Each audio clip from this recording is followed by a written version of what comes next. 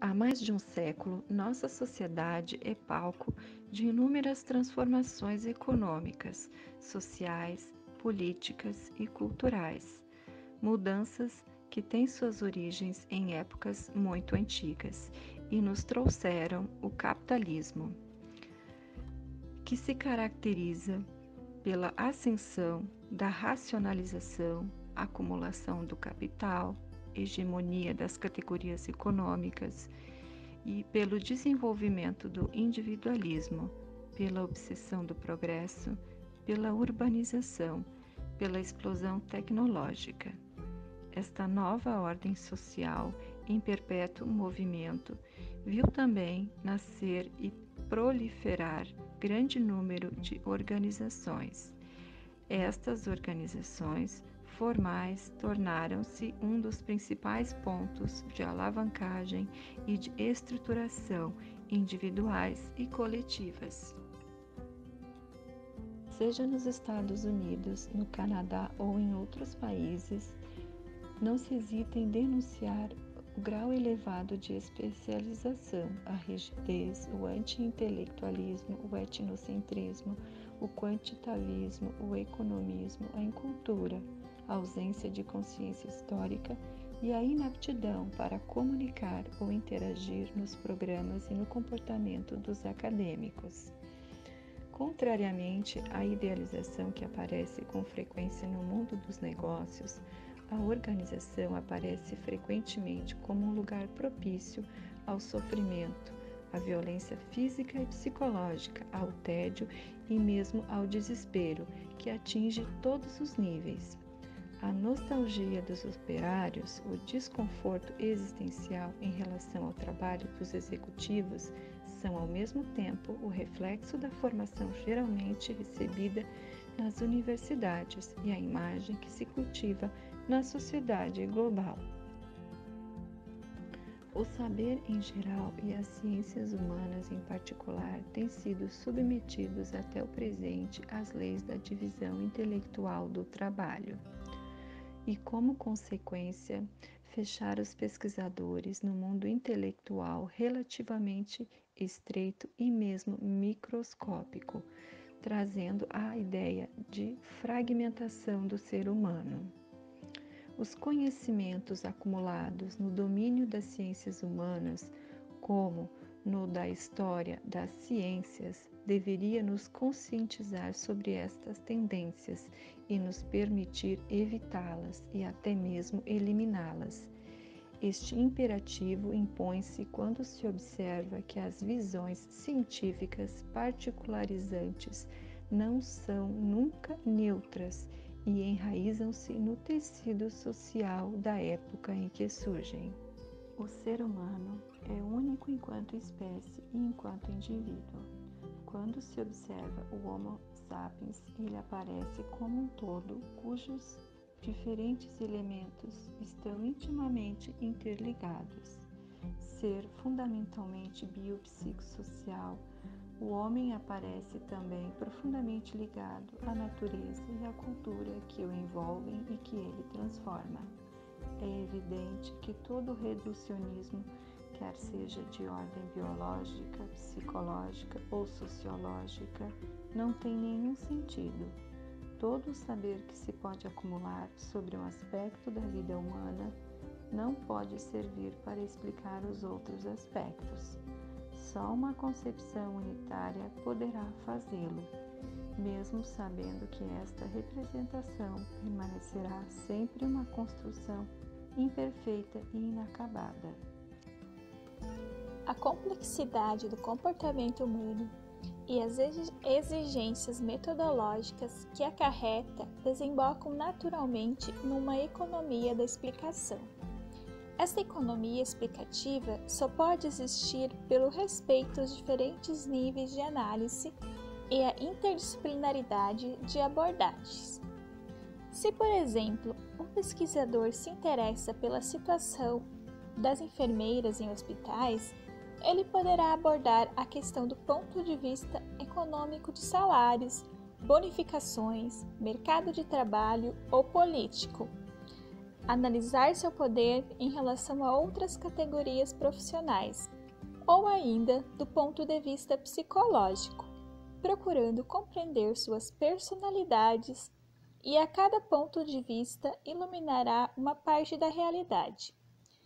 Entretanto, só o conjunto interdisciplinar de abordagens poderá delinear uma imagem menos parcelada do indivíduo na organização, porque somente cruzando e multiplicando os diferentes níveis é que se poderá interpretar a realidade observada, buscando reconstruí-la em sua integralidade. Por uma nova antropologia das organizações. O homem é um ser de reflexão e ação, de linguagem, significações e de simbolismos. Schultz diz então que é chegado o momento de uma verdadeira antropologia da organização que agrupe o conjunto de conhecimentos sobre o ser humano, destacando suas dimensões e seus níveis de análise. Temos o nível do indivíduo, nível da interação, nível da organização, nível da sociedade e o nível mundial. Esses 5 níveis de análise não possuem linearidade e nem hierarquia entre si. Estão estreitamente relacionados de forma circular. Isso quer dizer que qualquer um dos níveis influencia os outros e assim por diante. Origens socioculturais, herança biológica, história pessoal, etc., influenciaram nas atitudes de cada indivíduo. Por isso, o nível do indivíduo explica por que pessoas reagem de formas diferentes a situações organizacionais similares. A perspectiva de que os indivíduos são socialmente determinados vem abrindo caminho para de indivíduos que participam da construção e destruição da realidade. Um membro não é apenas uma pessoa que respira e que pensa. É uma pessoa dotada de um conjunto de procedimentos, de métodos, de atividades, de vivências, que a torna capaz de inventar dispositivos de adaptação para dar sentido ao mundo que a cerca. É na relação com o outro que o ego se constrói. O outro é para o indivíduo um modelo, um objeto, uma sustentação e um adversário ao mesmo tempo. O nível da interação pode ser dividido em 3 categorias: a relação self e outro, que é a relação social básica, podendo, por sua vez, remontar a relação que o indivíduo pode manter com a multidão.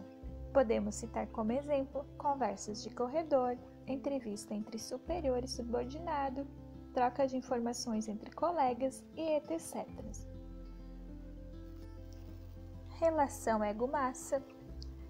Nas organizações, tal interação pode ser vista por ocasião de manifestações que mobilizam o pessoal no todo ou em partes, por exemplo, assembleias gerais, greves, manifestações sindicais, esportivas e religiosas.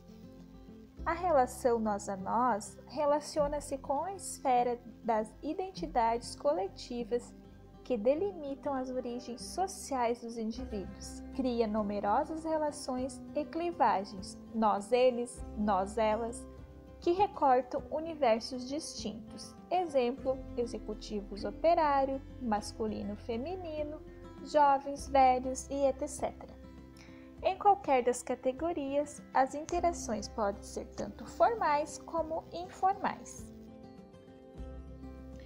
As próprias organizações têm sua história organizacional, seu universo cultural, enfim, características que configuram cada uma delas de forma singular e influenciam comportamentos coletivos e individuais. As organizações contemporâneas edificam a ordem social mundial, ou seja, não contribuem apenas para o desenvolvimento econômico do país ao qual pertence, mas fazem parte da imagem dele, sendo vetores de cultura.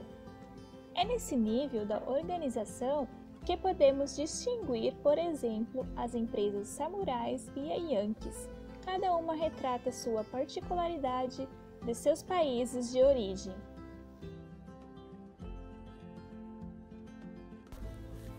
A ordem societal, fundamentalmente histórica, aparece como um conjunto dinâmico, uma ordem em movimento, em que o equilíbrio é sempre instável. Todavia, esta instabilidade não pode ser atribuída unicamente a numerosas origens internas, mas também às múltiplas relações que estão mantidas com o sistema mundial. Toda sociedade é constituída pela esfera econômica, política, social e cultural. Toda pessoa é socializada em determinado meio desde o nascimento de cada um de nós. Passamos pelo processo de socialização, aprendemos as normas da sociedade na qual estamos inseridas. O lugar que a sociedade ocupa, no que chamamos hoje o conceito das relações, podem ser atribuídos a grande número de variáveis geográficas, demográficas, históricas, militares, econômicas, políticas, sociais e culturais. É a interação entre todas estas variáveis que determinará em grande parte a posição que ela vai ocupar no sistema mundial. A economia de nossa sociedade é integrada diferentemente das sociedades que nos precederam, que era regional. Fronteiras nacionais estão desaparecendo. Ameaças ecológicas se mundializaram. Junto com isso, a distância entre países desenvolvidos e subdesenvolvidos aumenta cada vez mais. Esses e muitos outros acontecimentos acarretam na mudança da dinâmica humana nas organizações. Esses níveis estão em constante interação. O indivíduo constrói-se em sua relação com o outro, mas frequentemente em um quadro de relações organizadas, nas relações que ele mantém com a sociedade e que essa última mantém com as outras sociedades. A ordem de interação é influenciada pelos indivíduos presentes, a ordem organizacional e ao mesmo tempo o produto e o produtor da ordem societal. E a ordem mundial, inversamente, a ordem mundial repercute sobre os outros níveis.